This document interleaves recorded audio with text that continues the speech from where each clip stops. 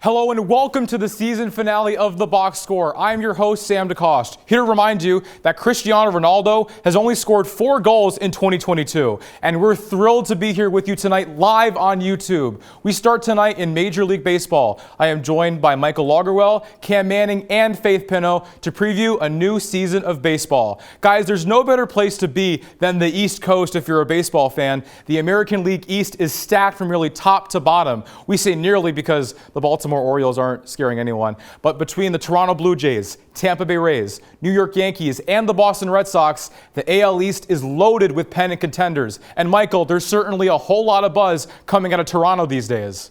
There sure is, Sam, and that is warranted. I mean, starting with Vladimir Guerrero Jr. at first base, he's a perennial MVP candidate. And just the rest of that infield with Bo Bichette and the recently acquired Matt Chapman and even Kevin Biggio, I mean, that's one of the best infields in entire baseball with Teoscar Hernandez in the outfield. I mean, that team's just amazing. Not even mention the starting pitching. Hyun-Jin Ryu is criminally underrated, especially as a ground ball pitcher with that good defensive infield. I mean, the Blue Jays are set up to, I think, win the AL East. They're my pick, and I know there are a lot of sports writers' pick to win it all. Cam, do you agree? Yeah, I mean, you've left off Alex Manoah, you left off Julian Merriweather. I mean, top to bottom, from the rotation to the bullpen. Anthony Romano was an all-star last year for this team. You also got to mention Lourdes Gurriel Jr. and George Springer. You forgot about those guys that can make an impact with the bats and the gloves in the outfield. Really just a tough all-around team to play against in the AL East. Should be a good matchup for this year. And Springer even brings that postseason experience that'll help a team like the Blue Jays, who haven't really been to the postseason yet. I mean, Springer's been there a million times with the Astros. Yeah, I mean, it's rare that I'm going to agree with Cam and Michael on this one, but I've got to say, the Blue Jays, I have them taking the AL East this season. Guerrero, he last season knocked it out of the park. He tied for first in home runs. He had third in batting averages. Like, they have him. He is stacking their team, and they really have a powerful offense and a pretty good defense this year, too. The Blue Jays only have one AL East title in the last 24 years, that coming in 2015. What about the Tampa Bay Rays? They're also one of the best teams in the AL East. They're a consistent, steady franchise. Does anybody think they have a chance at keeping the division over the Blue Jays? Well, no, but I think they're second place. I think the Rays are the Rays. They're a machine. I don't know, though. I don't know. Wander Franco is going to be amazing. Mm-hmm. I mean, they still have Randy Arozarena, postseason hero Randy Arozarena. 20 home runs in the postseason. One of the best postseason hitters of all time. Not to mention Tyler Glasnow. I was going to say, if Tyler Glasnow comes back, he's their golden ticket. I mean, he's going to do big things. Don't know if he's going to take the Blue Jays, but he's going to do really good things for the Rays. I mean, yeah, we just need him to come back from injury. I don't even know what they're putting in the water in Tampa Bay, but it seems like every year their farm system is electric. They're throwing out righties and lefties that throw 100-mile-an-hour gas, plus these nasty sliders out of nowhere that look like frisbees. Like, these guys just grow out relievers like it's nobody's business. And not to mention the young players that Michael and Faith both mentioned. And Tyler Glasnow, I agree with you 100%, Faith, is going to be the X factor for this team. I mean, this team won 100 games without him last year. Imagine you put him in with Shane McClellan,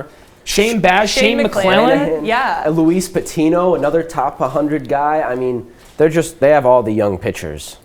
Despite the Rays' outstanding record in the division, they've won the last 2 division titles. They lost to the Red Sox in last season's postseason.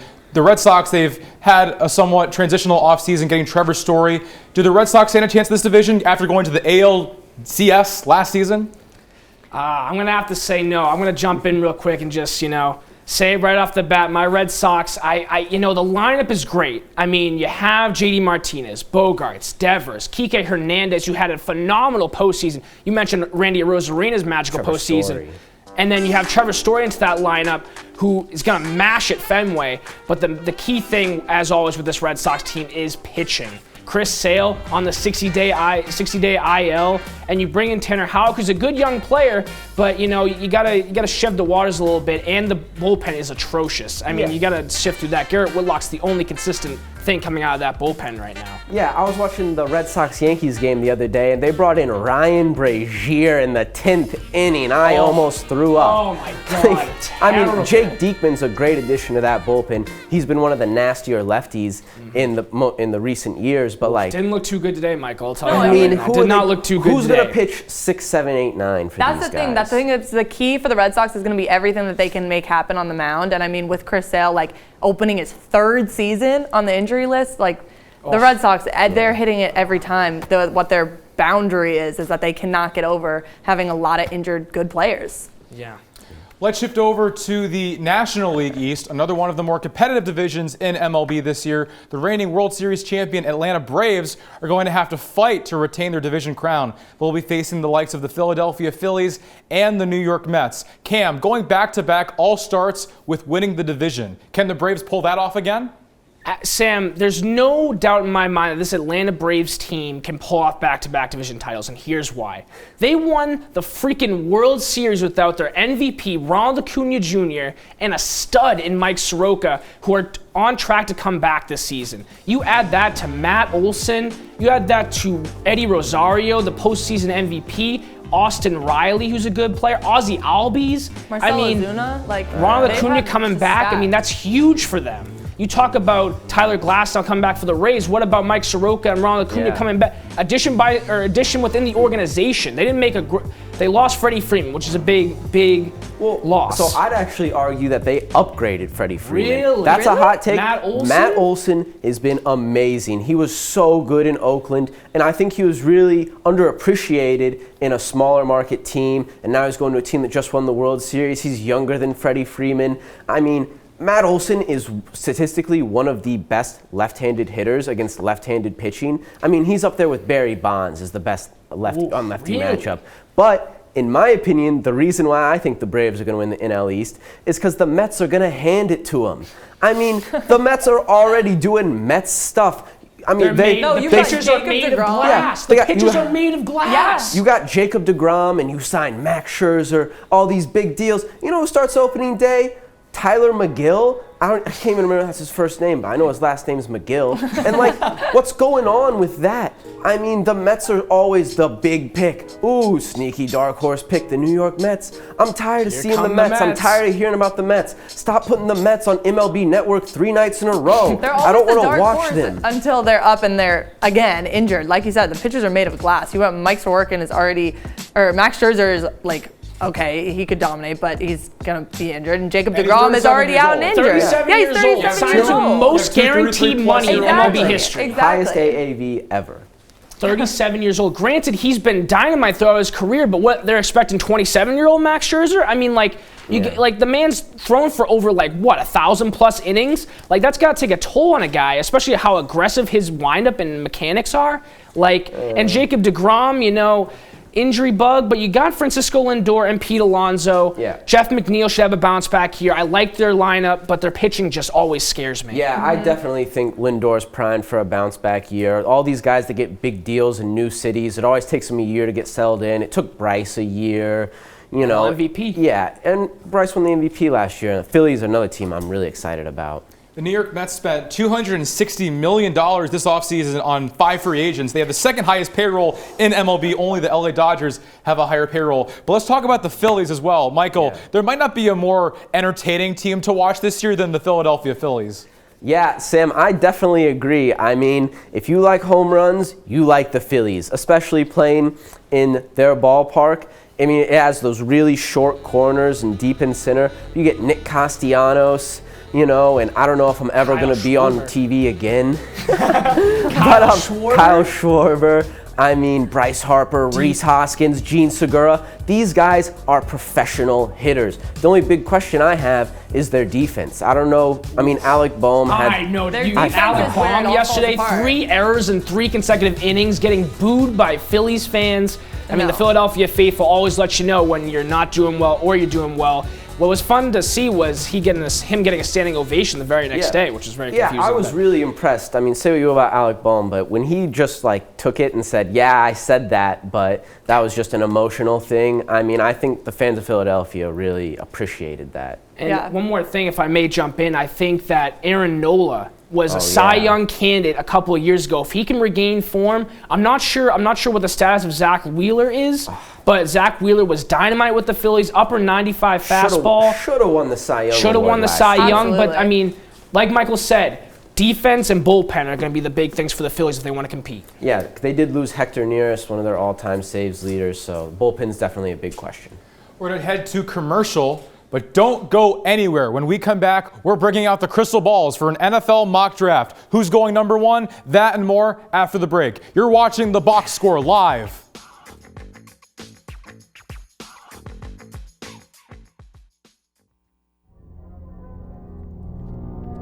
And when I arrive at my destination, I am gonna kill Bill. Cutting. Sorry, can we get some of this light? Where in God's name is the gaffer's tape?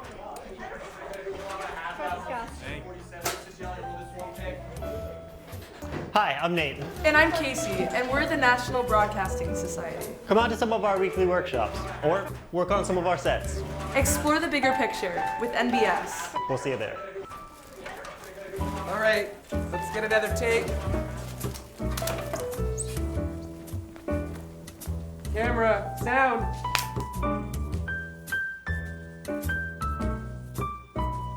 Welcome back to The Box Score. I'm Sam DeCoste, joined again by Michael Lagerwell, Cam Manning, Faith Pinto, and now introducing Ben Schur.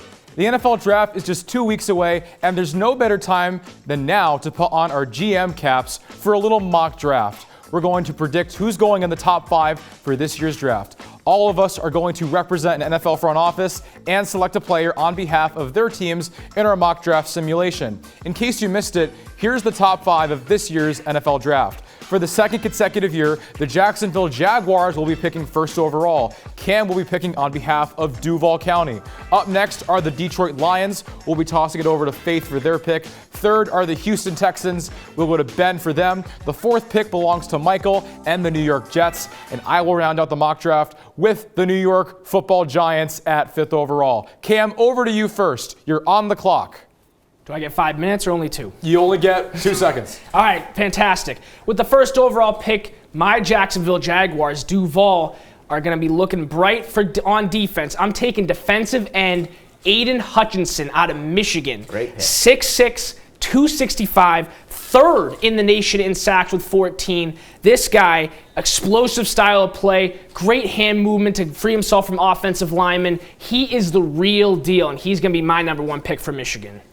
And in Jacksonville, if they get Hutchinson, they can pair him with Josh Allen on the opposite side. So you can have maybe the best pass rushing duo or one of the best pass rushing duos in the NFL and certainly the best in the division, Cam. Yeah, defense wins championships, as they always say, and building that good D-line could be the thing for Jacksonville to turn it around. I know a lot of people are speculating that they want offensive tackle to go to Jacksonville to protect Trevor Lawrence, but you know, that will come. I feel like there's going to be offensive tackles around and O-linemen around, but I mean, you can't miss an opportunity to pass up on Hutchinson at number 1 here. Yeah, well, and the Jaguars did make some pretty big additions to their offensive line this year, and I think that really tipped their hand into where they were leaning. And I agree with Cam. I think Aiden Hutchinson is the right pick here. Okay. Fellow GMs, any thoughts on this pick? Are you surprised or Are you disappointed a little bit? I'm not surprised. I'm not disappointed because I really had no interest in Aiden Hutchinson for my second pick. Oh my No, it's not that. It's like you're filling a hole, and we didn't need Aiden Hutchinson for that. You could have gone with someone like Evan Neal. I feel like for the Jacksonville Jaguars, you could have put that support around Trevor Lawrence a little bit more. But he's Aiden freaking Hutchinson. I know. Like You he's can't a be passing up game-changing on it. defensive player. You can't take a chance and miss that. I agreed. I said the only other thing I would have done was, I would have picked up Evan Neal, but you can't pass up on a pick All right, like beautiful Aiden job, Hutchinson. Cam. Let's move on to the second pick. Faith, you're on the clock for the Detroit Lions. Who are you taking? All right, we're taking TREVON Walker, a beautiful 6'5", 275 pounds. He's got versatility, explosiveness. His college career, he didn't have a lot of sacks. That wasn't his thing, but his senior year, he pulled through. Time out. He's a defensive end, but sacks aren't his thing. No. That's Great not what pick, I'm about to Faith. say. Yeah. That's not what No, good. Sam, versatility off the charts. You know what? Off the charts. Michael always better says, than let Aiden me Hutchinson. explain. A beautiful So, 6'5". Let me explain this. Detroit, were in the bottom 4 last season for sacks. They only had 30 sacks the entire season. But sacks aren't his TREVON thing. Walker, But in sacks aren't his his senior thing. year, had more sacks his senior year than in all 3 of his previous years combined. He turned up the heat. He got things done. Also, Detroit re-signed Charles Harris and Romeo Okwara, and they both have had Charles sacks. Harris and Romeo No, Okwara. They now don't they're need going to them. have an They don't insane need trio. Y'all want to give me a hard time on this, but let me tell you, I'm standing by TREVON Walker. He is joining us here in Detroit. Okay, he's going to love it. He's going to be a man of the city, and that's all I have to say. But What else? From the scouting reports, I heard he struggles against bigger offensive linemen, and this draft is filled with big offensive You linemen. can call me when he's giving all of the NFC quarterbacks hell, okay? Not Because he will. taking a quarterback with Jared Goff there in Detroit. Yeah, I mean, obviously, like a lockdown quarterback situation, so they don't need to pick anyone up at all. I think for Detroit, like their main thing that they're trying to build now is culture for the most part. I mean, you make head coaching hires, staff decisions built around this. I think there's a lot of people. I actually didn't have Aiden Hutchinson going first overall, and if he did slip, I'd have them going to Detroit. But I think TREVON Walker is a fine choice. Thank you, Ben. Yeah, My favorite. Thank you. Faith, believe it or not, I disagree with this pick. Shocking, Michael. Personally, I'm a big fan of Kayvon Thibodeau out of Oregon. I mean, I know there are some questions about his motor, but I mean, when you can get some top-end athleticism at the defensive line position, and you've seen the top. I mean, there were questions about Myles Garrett when he was coming out. So I'm a big fan of Kayvon Thibodeau. All right, Faith, thank you so much. But that's your pick. Detroit Lions, you made your selection. It's over now. Ben, over to you. The Houston Texans. Who are you taking third overall? With the third overall pick, the Houston Texans will select Evan Neal, offensive tackle out of Alabama.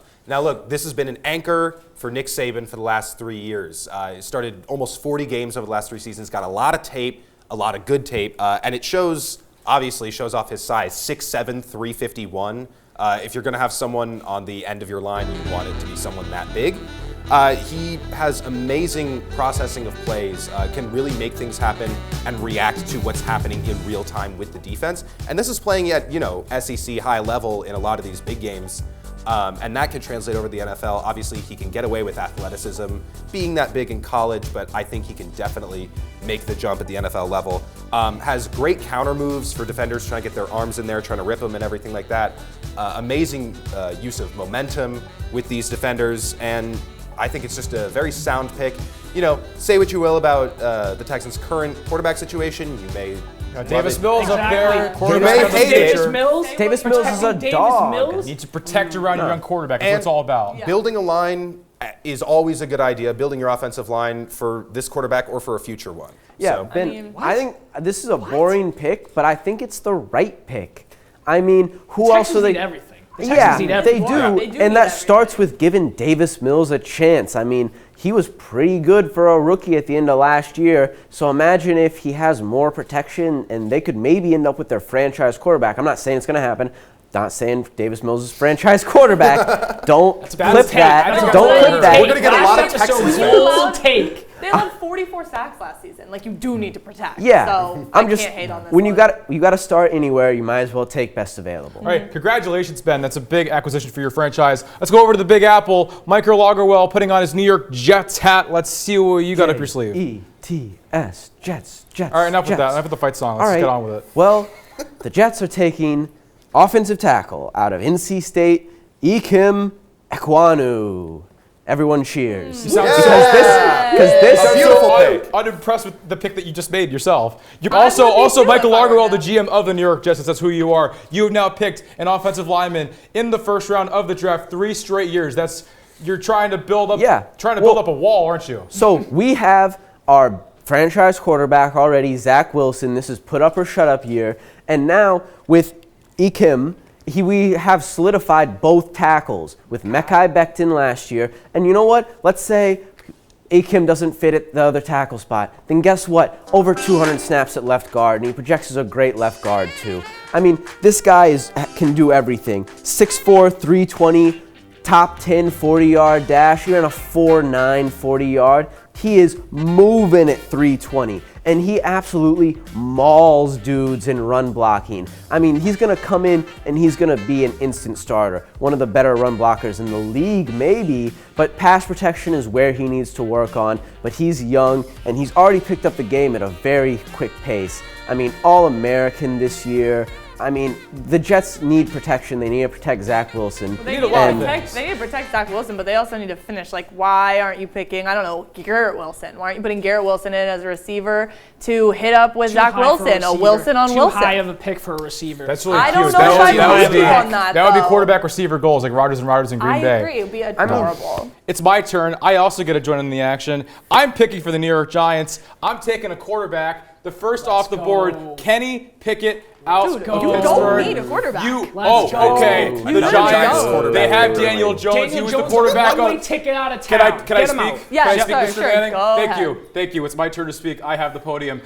The Giants have Daniel Jones, Danny Dimes. He hasn't really delivered for them when he's been on the field. His career, last year he had 10 touchdowns, 7 picks. He has 29 interceptions in 3 years. He missed about a third of those games because he's been injured. He's also as fragile as glass. And Kenny Pickett, he is a dual threat. He is going to be the new face of the franchise, the most exciting quarterback in Giants history. The days of Phil Simms are long behind us. He can run, he can pass, he's got it all. He's going to make New York the best team in the town. So the Giants are picking another quarterback who could go mid to low first round. They're picking them early, and that's definitely going to work out That's the second time different around. than Tyron It doesn't matter where you get them. If they're your guy, and you pick them where they are. Yeah. Sam, If you're that right. guy worked out are for you the going to last trade time. back? No, you're going to get your guy where you have him. And we at the Giants, we love Pickett. We love the physical traits. Y'all love we love the quarterbacks, intangibles. I guess. We love the talent that we're getting out of him. So we're going to take him at 5 because he's on the board. None of you have taken him. You didn't take him. Houston with Davis Mills there. You could easily upgrade at that position. Or Jared Goff in Detroit. I mean, come on. Listen, Kenny Pickett we is stand going to with be an Jared upgrade. Goff. He will save the Giants franchise. Sam,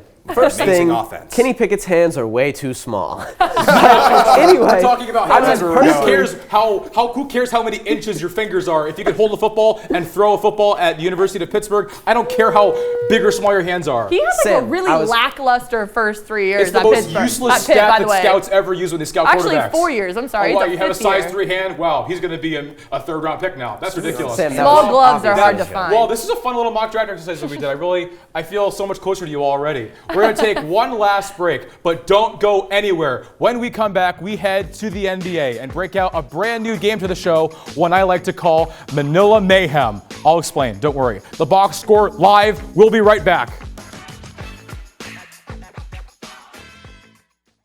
Kevin is a terrible president.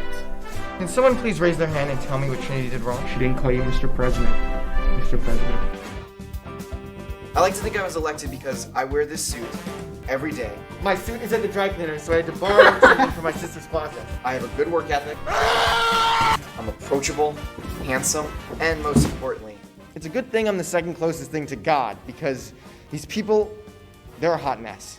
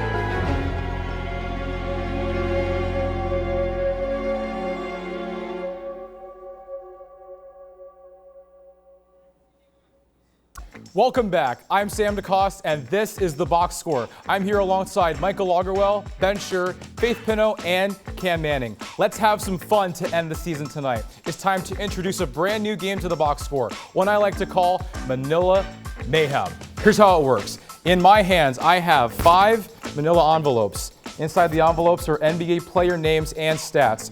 Each correspondent, including myself, will have to randomly select an envelope, and when they open their envelope, they will have to argue why the player inside their envelope should win the NBA MVP award.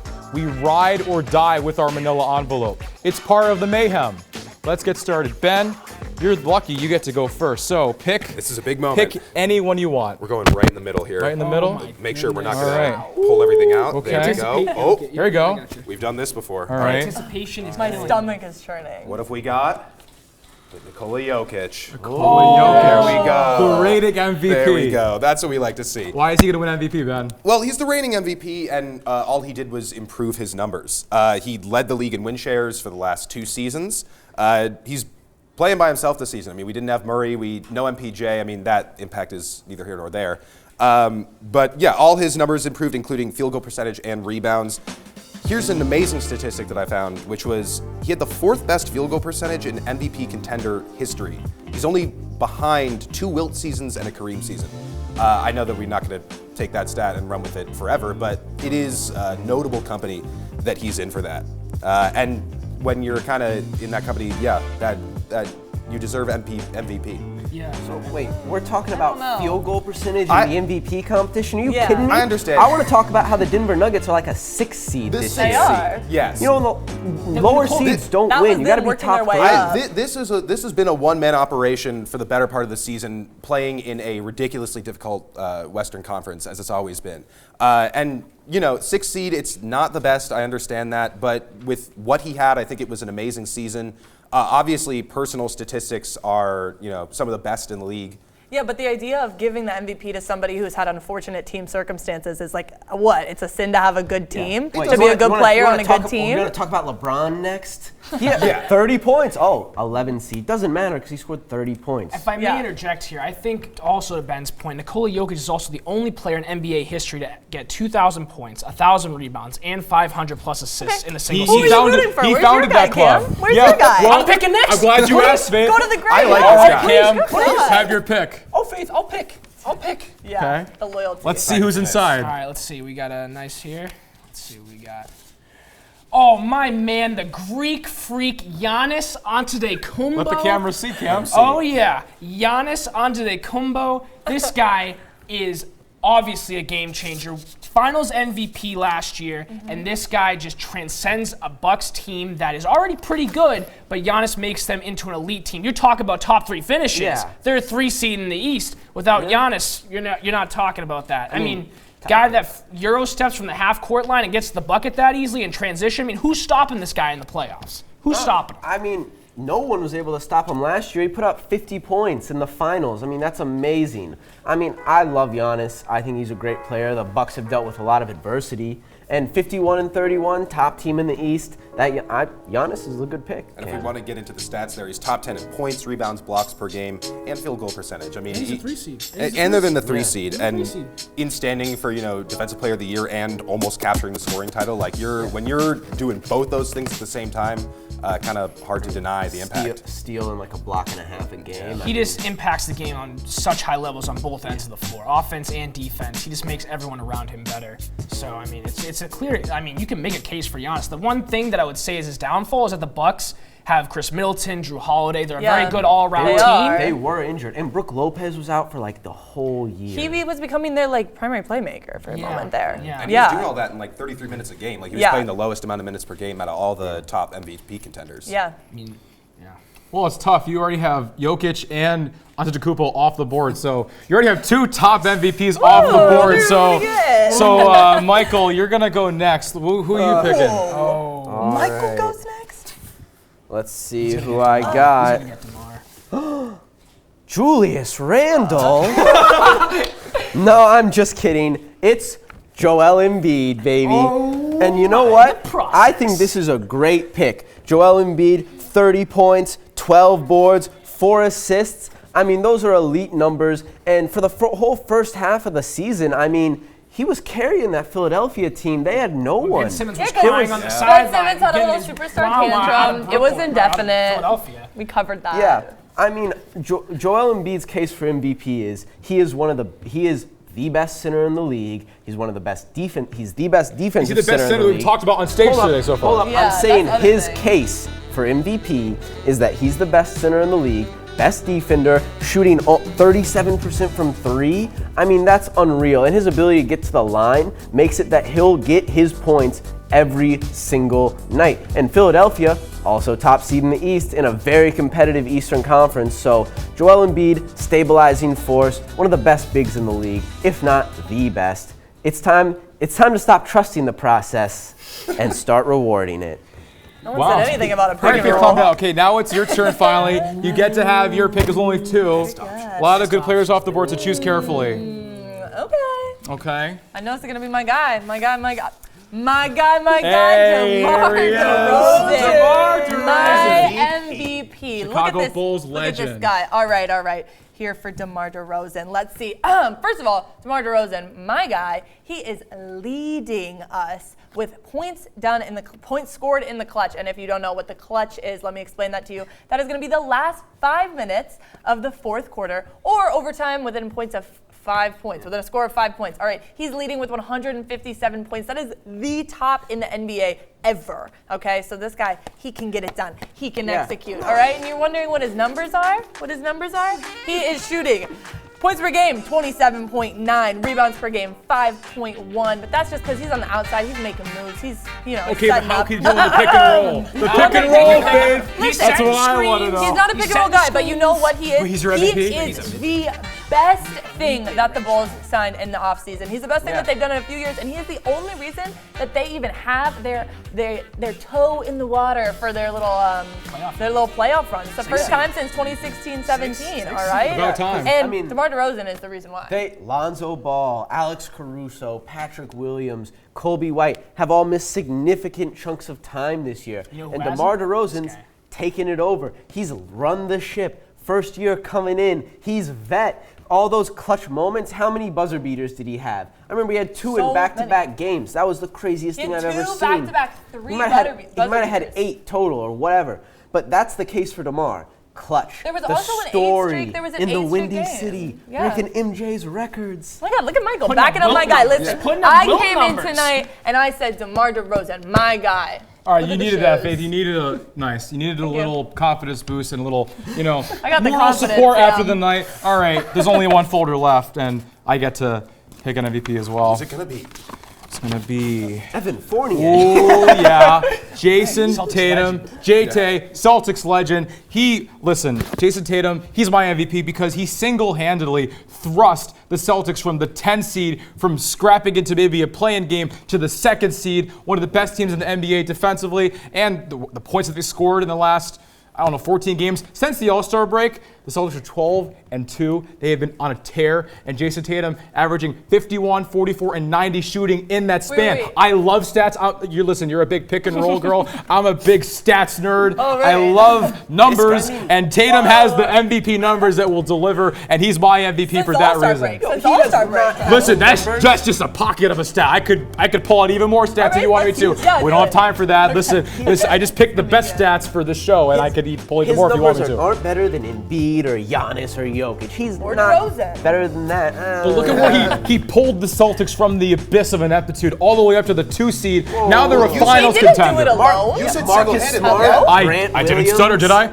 Oh, come on. You're acting like the Celtics don't have major contributors Yeah, on Oh, offense come on. and defense. Listen, on that team. if Tatum has an off night, the Celtics are done. They need Tatum to deliver. They need him to do it all himself. They have a strong team. They have Jaylen Brown. And Robert Williams has been a very strong player in their run as well. So But much listen, disrespect they for my need man, Tatum. JB. Listen, I love JB, but Jason Tatum, MVPs have to do it all themselves sometimes, and he has done that. So all the respect to him. He didn't do it himself. Well, yes, he did. We'll take that. In fact, yes, he did. He'll take it. Anyways, Thanks for playing Manila Mayhem with me. That was a lot of fun, and I thoroughly enjoyed that, and I'm happy with my MVP. Moving on, it's time for a look ahead to mixed martial arts. Box Score correspondents Ben Schur and Jeff Grundy got together to tell us more about a name you should be on the lookout for. On May 7th, UFC 274 will emanate from the Footprint Center in Phoenix, Arizona, headlined by Charles Oliveira versus Justin Gaethje. There will be fireworks and action, combat sports. In anticipation for the bout, we thought it would be helpful to give some quick background on mixed martial arts. Gaethje finally gets his shot at the crown and proves all the haters wrong. In MMA, there are several stances that you can fight out of. A southpaw is a left-handed stance with your right foot and right arm facing forward. Orthodox stance is a bit more traditional for right-handers. You actually have your left... Or you could let, like Justin do, kick them in the legs a bunch of times until they can't stand up anymore. Okay, yes, that can probably work, but the problem with committing to leg kicks is you can get taken down, or if you really overcommit, you'll be susceptible to devastating combination strikes. We eat those. You basically get paid to eat those. Oh, come on, you can't expect that to always work. Yeah? Watch this. It's working. We eat those. Look at that. Boom, boom, boom. I bet you feel real silly right now. All right, but that's not necessarily a winning strategy for everyone. You're not going to get wins for taking punches. Gaethje won by unanimous decision. Next slide. What?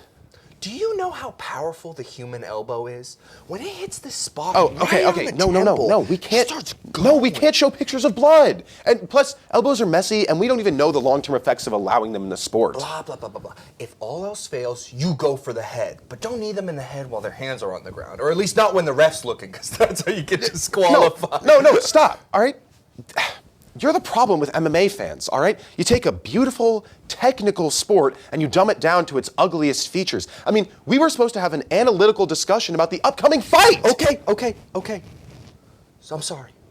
I sometimes forget the honor and dedication it takes to be a fighter. You have to learn so much and adapt and evolve after losing. Like when Habib beat Gaethje via submission, second round, back in 2018. Yeah, well, but Khabib wrestles bears, all right? He could bench like 350 with the flu. This is the best wrestler on the planet we're talking about. But I mean, if Gaethje puts in the time and the effort, I mean, this is a fight. He can work on his wrestling. Yeah, what do you mean work on your wrestling? Do a training camp and fight with the best on the planet? It takes a little bit more than that to go toe-to-toe with that good of a wrestler. What do you know about wrestling? What do I know about wrestling? You want to know what I know about wrestling? Yeah. See, this is a takedown! Elbow! Bounce.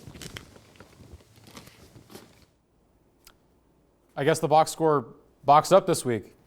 Thanks to Jeff and Ben for that expert analysis. In other news, the Missouri women's gymnastics team is defying the odds this season. And this week, they have a chance at a national championship. Michael has more. I know what you're thinking. Mizzou? National champions? But despite not being a traditional gymnastics powerhouse, the Lady Tigers have made a Cinderella run to Fort Worth. And it started in the SEC Championship, where Mizzou finished 4th and earned the 11th seed in the NCAA tournament. From there, they upset the 6th-seeded LSU Tigers and edged out a UCLA team that was ranked as high as 7th during the season. How has Mizzou done it? How have they made this improbable run? As baseball would say it, they've let the kids play. Freshmen Amari Cecilian and Jocelyn Moore have been the heart and soul of Mizzou's lineup. Moore was even an All-American on the vault, but she wasn't the only award-winning Tiger. Sienna Schreibner is Mizzou's best all-around and was the SEC Specialist of the Year on Beam. Mizzou will need to show up in 2nd place or better tonight to advance out of the Final Four. All right, Michael, that's a really great story. So here's what I would ask you. Are they going to win it all? Are they going to finish this Cinderella story off with a championship? Unfortunately, as much as it pains me to say this as a Mizzou fan, I think the clock is going to strike midnight tonight. It's just going to be too hard for them to edge out. I mean, they're going up against Florida and Michigan and Auburn, and Florida's the 2 seed in the whole tournament, and Michigan's the 3, and Auburn has Suni Lee, you know, the gold medal all-around Olympian on their team. So I think Mizzou's had one of their best runs ever, but I think it's going to be really hard for them to actually make it and win it all. That's all the time we have for you tonight and for this season. And before we sign off tonight, I want to give a special thank you to Michael Lagerwell and Ben Scher. Tonight is their final ever episode on the Box Score, and they're two focal parts of what we do on the show. Michael's been on the show for 8 seasons, and Ben joined right as I became host of the show. And without them, the show isn't what it is. So Michael and Ben, thank you so much for everything you've done for the show. And from the bottom of my heart, good luck in your post-Box Score careers. Yeah, thanks, Sam. I mean, my time at the Box Score all 4 years has been some of the most fun I've had, and I'm really thankful I got this opportunity. Yeah, it's been a pleasure working with you, and wasn't sure how it was going to look or anything, but I am overjoyed at how it came out. Thank you guys again, and good luck. We'll miss you so much. And there's some other people that I would like to thank before we end the show, specifically Joe Cho, Brendan Walker, Cam Manning, Owen Conti, Chris Black, and Michaela Pinto. All of you joined the show in strong leadership positions and helped me change the show in the vision that I saw fit. And without any of you, the show wouldn't be what it is. Thank you all so much for believing in me and believing in the Box Score. Without any of you, none of this is possible, and I'm not standing on stage today. I also want to thank our rockstar control room, everyone in the studio with me right now, our camera operators, our lighting team, our audio team, our associate producers, our marketing team, our photographers. Without any of you, none of this is possible. You all contribute to the Box Score in ways that I'm indebted to you forever. So thank you so much. With that being said, don't forget to follow us on Instagram and Twitter at EIV Box Score. You can also follow me at the Sam DeCoste, and keep your eyes peeled for our next episode for some more red hot analysis like this. Devin Booker will win the MVP in the NBA. That's right, he wasn't even in Manila Mayhem, but he's my pick, so get over it. For Michael Lagerwell, Ben Scher, Cam Manning, Faith Pinto, and Jeff Grundy, I'm Sam DeCoste, and we'll see you next season. We're out.